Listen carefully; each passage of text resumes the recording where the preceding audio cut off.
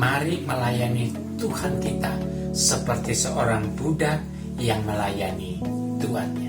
Yang pertama, saudara, kita melayani Tuhan sebagai ungkapan terima kasih kita, syukur kita, karena Tuhan telah menghapus dosa kita. Yang kedua, artinya kita melayani sesuai dengan kemampuan, talenta, karunia yang ada pada kita. Yang ketiga adalah kita melayani dengan sukacita.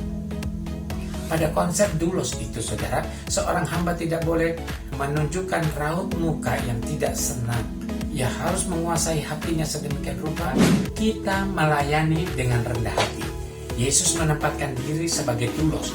Belajarlah melayani seperti seorang budak kepada Tuhan, supaya Tuhan Yesus ditinggikan melalui hidup kita. Salam damai sejahtera, saudara sekalian. Hari ini saya ingin membahas satu tema, adalah mari melayani Tuhan kita seperti seorang budak yang melayani tuannya. Tuhan Yesus pernah berkata dalam Lukas 12 ayat 47 demikian. Adapun hamba yang tahu akan kehendak tuannya tetapi yang tidak mengadakan persiapan atau tidak melakukan apa yang dikehendaki tuannya, ia akan menerima banyak pukulan. Karena seorang hamba, seorang budak ditebus untuk melayani dia. Kalau dia tidak bisa menyenangkan tuannya, maka dia layak dihukum.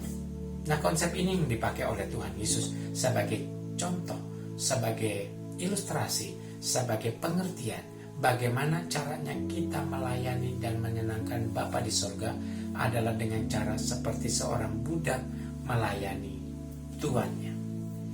Nah, saudara, Tuhan Yesus mengajarkan hal ini karena hal itu penting. Ia menggunakan kata doulos untuk menggambarkan bagaimana caranya kita melayani Tuhan dan bagaimana sikap kita dalam melayani Tuhan. Yang pertama, saudara, kita melayani Tuhan sebagai ungkapan terima kasih kita, syukur kita, karena Tuhan telah menghapus dosa kita dan menebus hidup kita dari kutuk hukum dosa, sehingga kita terhindar dari neraka dan masuk surga. Intinya kita ditebus untuk melayani Tuhan. Seorang hamba tahu bahwa hidup untuk melayani sesama, hidup untuk melayani dunia ini demi kemuliaan nama Tuhan. Jadi seorang budak perlu ketaatan yang total, perlu penyerahan yang total kepada tuannya. Demikianlah kita, orang tebusan Tuhan. Kita perlu ketaatan yang total dan penyerahan yang total kepada Tuhan sebagai ungkapan terima kasih kita kepada Ia yang telah menebus kita dan berbuat banyak sekali kebaikan di dalam kehidupan kita.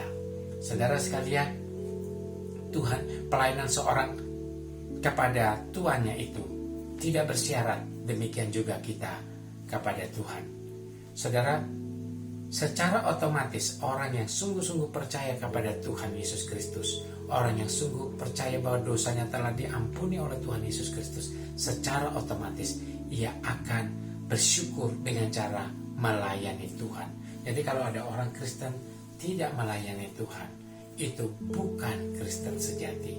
Namun saudara, pelayanan itu beragam dan banyak bentuknya dan banyak wadahnya. Yang kedua, apa artinya kita melayani Tuhan seperti seorang budak kepada tuannya? Yang kedua artinya kita melayani sesuai dengan kemampuan, talenta, karunia yang ada pada kita. Kita melayani Tuhan dengan segenap kemampuan kita. Coba kita teliti apa yang kita miliki, pengetahuan apa, pengalaman apa, ilmu apa, harta sebagaimana adanya. Saudara, dengan cara itulah Tuhan mau memakai kita memuliakan Tuhan. Kita semua ingat, saudara, Tuhan Yesus memberikan perumpamaan, ada yang dikasih 1, 2, dan 5. Yang 5 berbuah dan Tuhan mengatakan baik sekali. Yang 2 jadi 4, Tuhan mengatakan baik sekali perbuatanmu. Tetapi yang 1, ia menyembunyikan talenta itu dan Tuhan marah. Artinya saudara, Tuhan ingin kita memaksimalkan apa yang Tuhan titipkan dalam kehidupan kita, untuk kita bisa memuliakan Tuhan dan menjadi berkat bagi sesama demi nama Tuhan.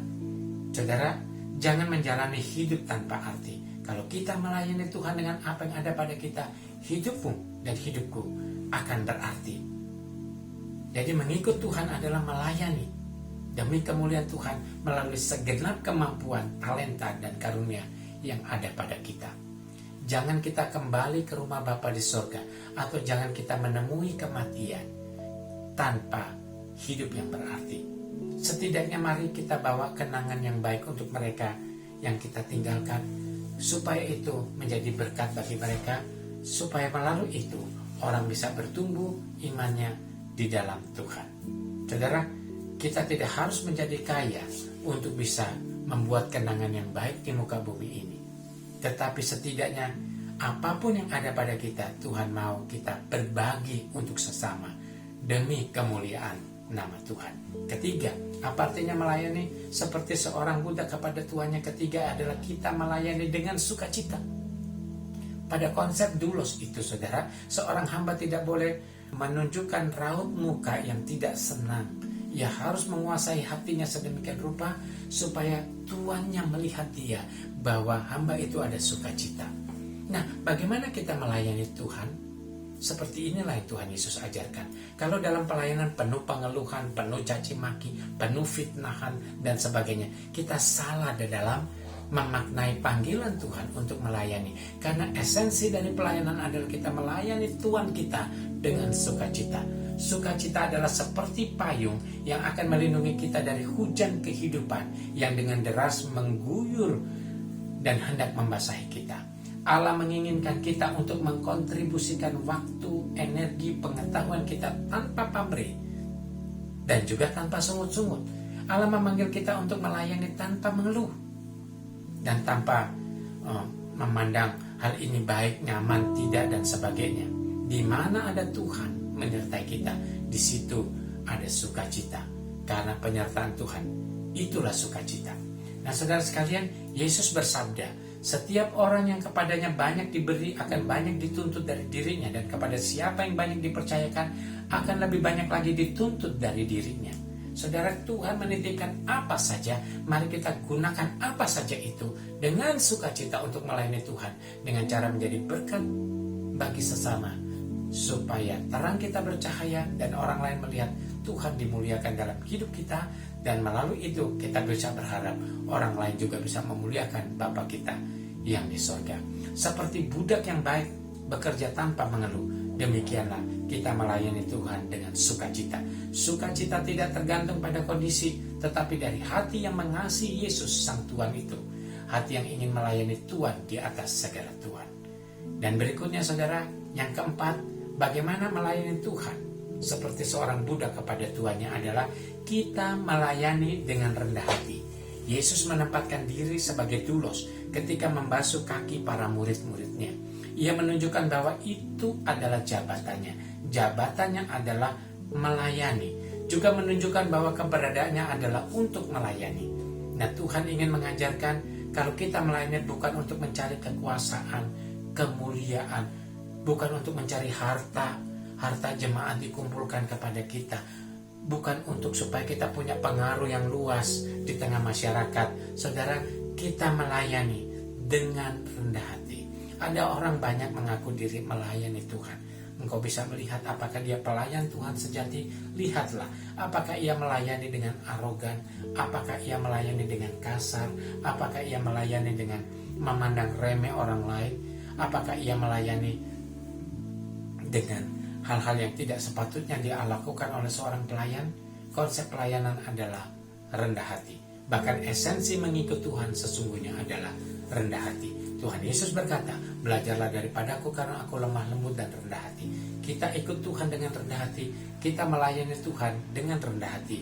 Tuhan mau pakai kita menjadi berkat bagi sesama juga dengan rendah hati. Semakin orang belajar rendah hati, maka itu akan membuat ia menyenangkan Tuhan Yesus Kristus. Nah saudara, inilah konsep doulos. Melayani bukan bersibuk sana sini, bukan pula sekedar memberi ini atau itu, bukan juga soal mengatur harus begini dan harus begitu. Melayani adalah mengosongkan diri dan menempatkan kepentingan sendiri di bawah kepentingan Tuhan. Orang-orang yang rendah hati tidak ingin dicari orang.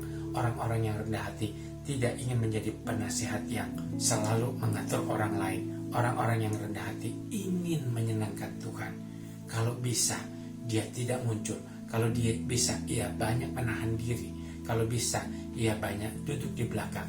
Asal Tuhan ditinggikan, asal Tuhan dikedepankan, asal Tuhan dimuliakan. Saudara sekalian, pada zaman sulit pandemik dunia saat ini, semangat melayani seperti ini tetaplah efektif.